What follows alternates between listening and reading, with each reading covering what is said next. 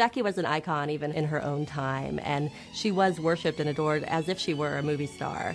Jackie Kennedy saw her role as establishing the White House as a beacon for arts and culture. She was born Jacqueline Lee Bouvier on July 28, 1929, in Southampton, New York. She's the child of privilege. They grew up in New York and summered in all the right places. She went to Farmington, which is a girls' school in Connecticut, and then went to Vassar, and then studied in France at the Sorbonne. Jackie was a skilled writer and took an interest in journalism following her education. Jackie could have had a brilliant career as a fashion journalist. In 1951, she won Vogue magazine's Prix de Paris, which was a writing contest with a prize of an internship in Paris. But her mother wouldn't let her go. In 1952, Jackie met U.S. Representative John Kennedy at a dinner party of a mutual friend. Jack was an aspiring politician, and she was beautiful, and she was charming and elegant and well-educated. So I think on paper, she was the perfect partner for him, as well as in person. They were married in September of the following year at St. Mary's Church in Newport, Rhode Island. The transition to a life as a politician's wife was not easy for Jackie. She wasn't a particularly political person. She hated campaigning. She didn't like to be out in a lot of crowds.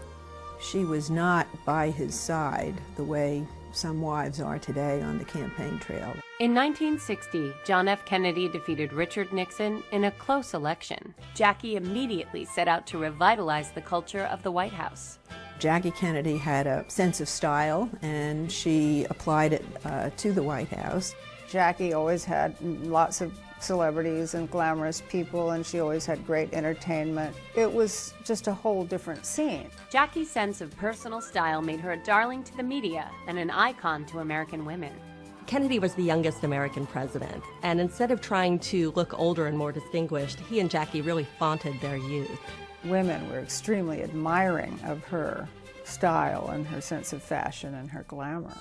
Jackie's popularity extended far beyond the borders of the United States. She brought a level of travel and training and education to the White House that we really hadn't seen before.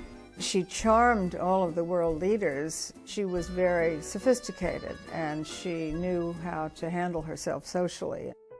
In 1963, the assassination of President John F. Kennedy brought a tragic end to Jackie's time in the White House. And John celebrates his third birthday with a soldier's farewell to his father. The assassination of Robert Kennedy in June of 1968 made Jackie fear for the safety of her children. She moved to Greece and married a wealthy shipping magnate named Aristotle Onassis. I don't think it was a very happy time. She was married to this man who married her because he wanted a trophy wife, and she married him because she wanted the money and the protection.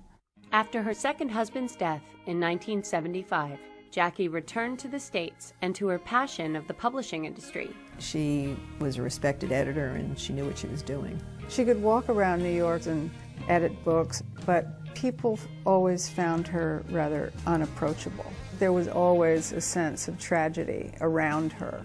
Jacqueline Kennedy Onassis died on May 19, 1994. She was 64.